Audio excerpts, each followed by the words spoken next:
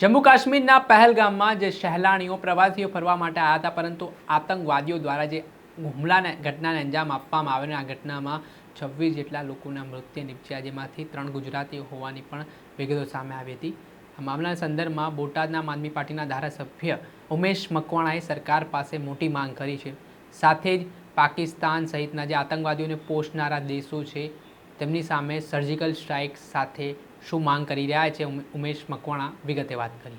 વૈષ્ણવજન તો તેને કહીએ જે પીડ પરાઈ જાનાને રે।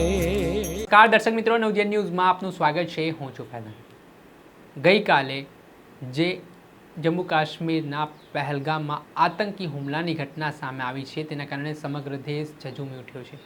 આ ઘટનાને લઈને દેશભરમાં ભારે રોષ જોવા મળી રહ્યો છે અને આતંકીઓ સામે આકરામાં કાર્યવાહી થાય તે પ્રકારની માંગ ઉઠી છે, જેમાં 26 જેટલા પ્રવાસીઓના આતંકવાદીઓના ગોળીબારમાં મૃત્યુ નિપજ્યા છે। આ પ્રવાસીઓ પોતાના ફેમિલી સાથે હરવા ફરવા વેકેશન માણવા માટે આવ્યા હતા, પરંતુ તેમને પણ ખબર નહીં હોય કે આતંકીઓ કાળ બનીને ત્રાટકશે અને તેમની હત્યા કરી દેશે।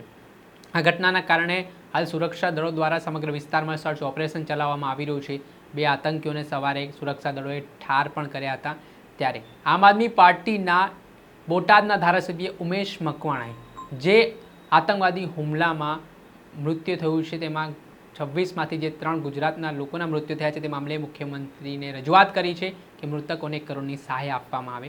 સાથે તેમણે કેન્દ્ર સરકાર પાસે શું જમ્મુ કાશ્મીરના પહેલગામ ખાતે જે આતંકવાદી હુમલા દ્વારા 28 કરતાં વધુ પ્રવાસીઓના મોત નીપજ્યા છે, એમાં આપણા ગુજરાતના 2 પ્રવાસીઓના પણ મોત થયા છે, જેમાં મારા ભાવનગરના 2 પિતા પુત્રોના મૃત્યુ થયા છે અને 1 મૃત્યુ સુરતના પ્રવાસીઓનું પણ થયું છે।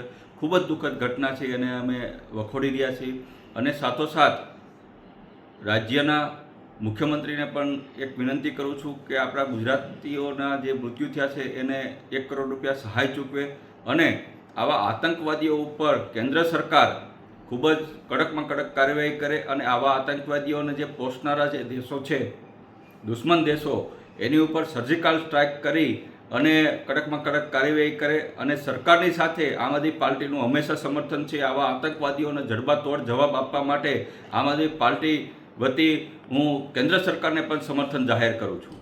આપે સાંભળ્યા, આ હતા બોટાદના ધારાસભ્ય ઉમેશ મકવાણા। તેમણે આ મામલે કેન્દ્ર સરકારને અપીલ કરતા કહ્યું છે કે જે આતંકવાદીઓને પોષનારા દેશો હોય તેમની સામે કડકમાં કડક પગલાં લેવામાં આવે, તેમના ઉપર સર્જિકલ સ્ટ્રાઇક કરવામાં આવે ને આ ઘટનામાં જે મૃતકો અને આ ઘટનામાં જે પ્રવાસીઓના મૃત્યુ નિપજ્યા છે તેમને સહાય ચૂકવવામાં આવે અને આમ આદમી પાર્ટીએ આ મામલે સરકારનું સમર્થન પણ જાહેર કર્યું છે। દર્શક મિત્રો, નવજીવન ન્યૂઝને આપ લાઈક કરી લો, સબસ્ક્રાઇબ કરી લો અને શેર કરવાનું ભૂલતા નહીં।